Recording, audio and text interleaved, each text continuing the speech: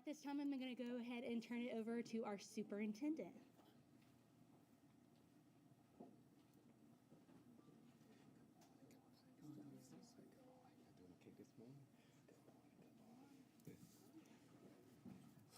Good morning, everyone. Good morning. Today, I am honored to stand before you with deep gratitude for a partnership that is making a powerful difference in the lives of our students here in Montgomery Public Schools. On behalf of Montgomery Public Schools, I want to extend our sincere appreciation to the Equal Justice Initiative and to Mr. Brian Stevens for his unwavering vision, generosity, and commitment to the children of Montgomery. This book fair is not just one initiative or an event. It is an investment in our students' futures. By placing high-quality books directly into the hands of our young learners, EJI is helping us build personal libraries, ignite the imagination of our students, and nurture a lifelong love for reading. Literacy is the foundation for academic success. It unlocks doors, expands horizons, and equips our students with the skills they need necessary to thrive in school and beyond. When children read, they dream. And when they dream, they begin to see themselves as future leaders, thinkers, creators, and change makers. But literacy does not grow in isolation. It grows strongest when families, schools, and community partners work hand in hand. When students see themselves, all of us standing behind them, encouraging their growth, celebrating their efforts, and investing in their successes, it sends a powerful message. You matter, and your future matters.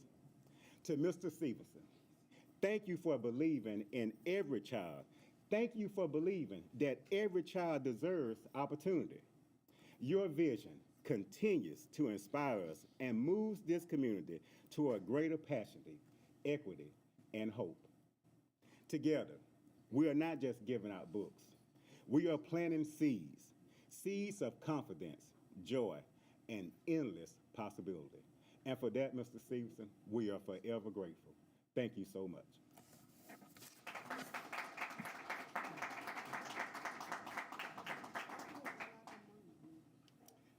We have been so proud over the last 3 years to work with the Montgomery Public Schools in trying to create opportunities and uplift opportunities for young people in this community.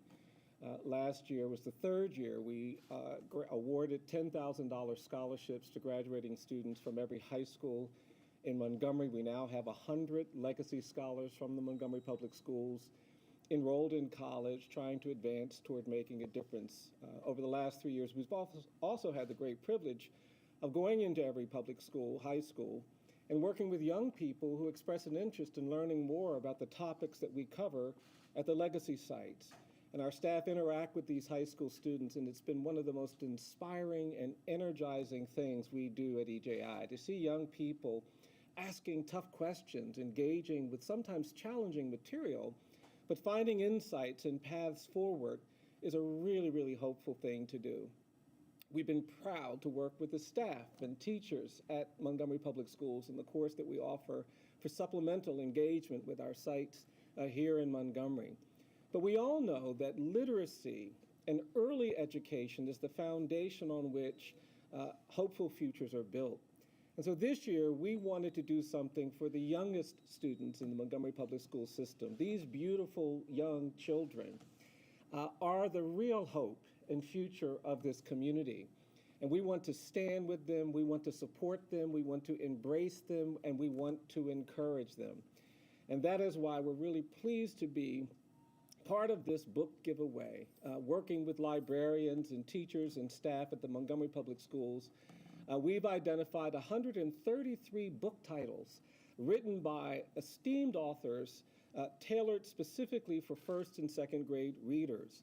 We've acquired these now over 11,000 books and are privileged to donate them to the Montgomery Public Schools so that every first and second grader in this system can have 2 free books to take home for the holidays to strengthen their literacy. And I think Dr. Bird's characterization of this is exactly right. We want all of these young people to have their own personal libraries, to explore the things that mean the most to them, that help them find their dreams and pursue their dreams with the kind of commitment that is going to be needed in an environment where sometimes kids that are poor or vulnerable and marginalized don't get the same opportunities, in places where so many of the resources are being pulled from public schools and invested in spaces that our children can't access. I think it's even more important that we wrap our arms around these children and support our public school system. As a graduate of a public school system, I believe deeply in public education. Education should be free, it should be high quality, and it should give people the opportunity to do the things that they might not otherwise get to do. I'll tell one quick story. I went to Harvard Law School, and when I got to law school on the first day, they put me in a small group, and they asked, why are you in law school? And all of my classmates started talking about how they were the son or the daughter or the nephew or the niece of a lawyer. And after the fifth person gave that story, I started to squirm because I realized I wasn't related to any lawyers. And after the seventh or eighth person invoked these family connections as how they got to law school, I realized something I hadn't even realized until that moment. And what I realized on my first day of law school was that not only was I not related to a lawyer, I realized I'd never even met a lawyer. And they got to me, and by the time they got to me, I actually felt diminished. I didn't feel like I belonged. And after that meeting, I called my mom. I said, Mom, I don't belong in this law school. And my mom said to me, she was one of those wonderful mothers, she said to me, you belong wherever you go. You're the smartest person in the world. You can do anything you want to do. And then she told me to tell those kids why I'm really in law school. And I went back and I found my classmates and I told them, I'm in law school because my great-grandfather was enslaved in Caroline County, Virginia, but he had a hope of freedom so powerful he learned to read while he was enslaved. And for enslaved people, it was against the law to learn to read. You could be killed, you could be sold, and yet his hope compelled him to become literate. And after emancipation, my grandmother told me he would read to people in the community, formerly enslaved people who didn't know how to read, every week on the steps of their home. He would read the newspaper from front to back because he believed that literacy and reading was the path forward. My grandmother told me when he started reading, she would wrap her arms around his leg because she wanted to learn to read, and she thought you learned to read by touching somebody while they read. He said, no, Victoria, that's not how you learn to read. I'll teach you how to read. And my grandmother worked as a domestic her whole life, but she was a reader. And when I'd go visit my grandmother, sometimes she would stand on the porch of her home and she would have a stack of books and she'd make you read something before she let you inside the house. I grew up in a poor, racially segregated community. They closed the public schools to black kids when I was a little kid, but lawyers came in and opened up those doors, and I entered the public schools at precisely the moment that these young people are here. As I said, I didn't see a lot of hope outside the community where I was raised. Most people worked in the poultry plants. None of the adults had high school degrees because there were no high schools for black people in our county when they were coming up. But my mom went into debt and she bought us books. We had the World Book Encyclopedia in our house. Our house was filled with books. And what I told my classmates at Harvard Law School is that I'm not related to a lawyer. I've never even met a lawyer, but I'm here because people who loved me put books in front of me, and I've read all about the lawyers. And for me, that is what we have to do for these young children. We have to create books, because books aren't just things with words. Books are dreams. Books are pathways. Books are the things that give you confidence to do the things you have to do. So all of these young people are going to be able to say something I couldn't say when I went to law school, because I'd never met a lawyer. But I'm proud to meet each and every one of you. And so if any of you end up going to law school, you can say, well, I met at least one lawyer on my path, and I hope you'll read books about all the things that inspire you. It is a beautiful, beautiful gift that you give to us by allowing us to be a part of this program. I want to thank Lendria Glass, who's been one of our educators working in the schools, and Tara Duvernay and some of the folks from EJI for facilitating this work. And Dr. Bird, I want to express my gratitude to you. When I first presented this idea, you were eager and enthusiastic, and you and Jade and the staff at MPS have made this really, really easy. So thank you. And thank all of you who support our beautiful children, who support our teachers and staff, and who make public education in this community strong, vibrant, and hopeful, because that's what we need, strong, vibrant, hopeful schools. Thank you all very much.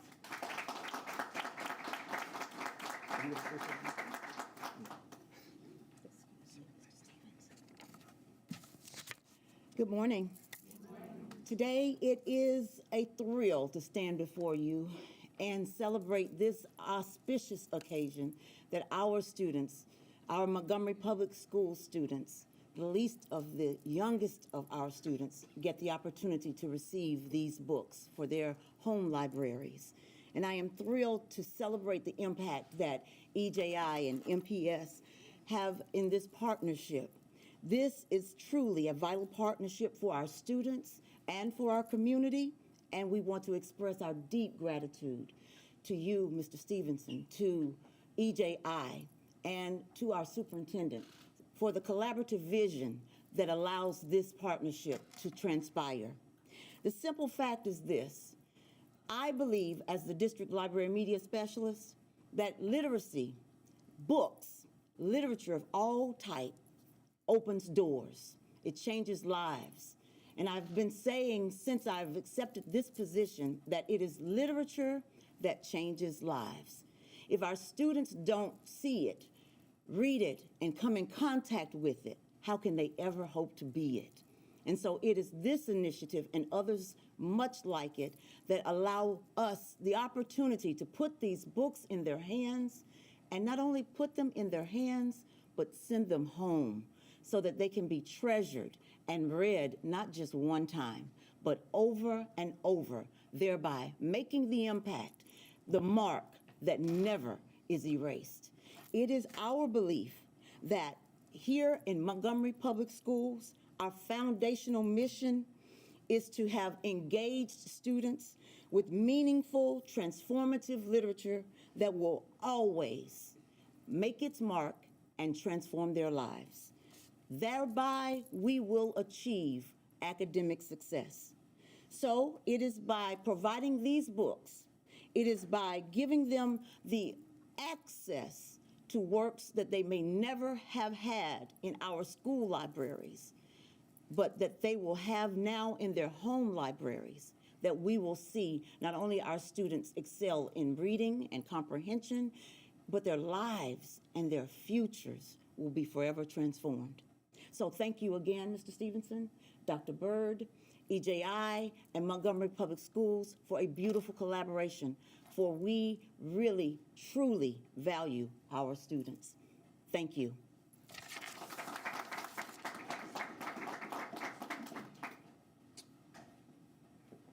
All right. So thank you all so much. But can I get you all to join me in giving these beautiful young people a round of applause? I tell you, they are absolutely on duty, and I tell you what, they did a phenomenal job sitting here in the midst of all of the activities that we have going on. Also, we would like to thank, of course, our wonderful principal of Highland Gardens Elementary School, Dr. Sides. Thank you so much, Dr. Sides, for having us. Also, too, of course, we would like to thank all of the representatives of Highland Gardens Elementary School. Of course, we have our own board member, Dr. Coleman, that's here. We have our city council representative, Councilman Johnson, that's here on today. We also have our county commissioner, Commissioner Sankey, that's here on today.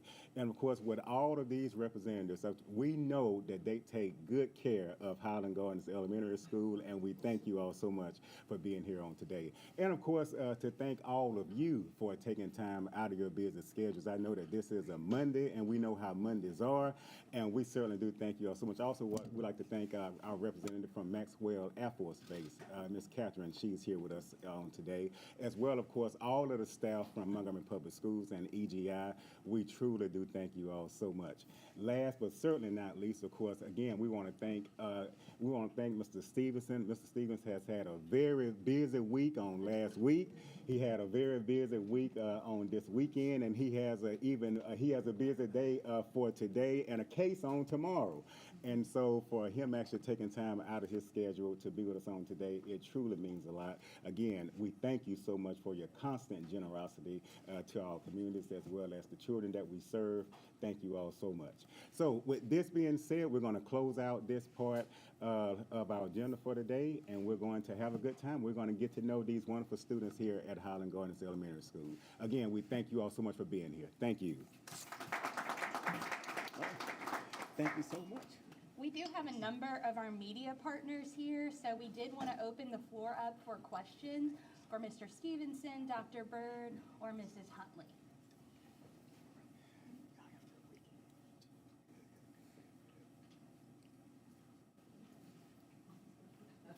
We can accommodate those one-on-one interviews. This concludes our program. Thank you again for coming. We encourage you to take a look at some of the books that are around here, as well as we do have some light refreshments. Thank you again. All right, y'all go. All right,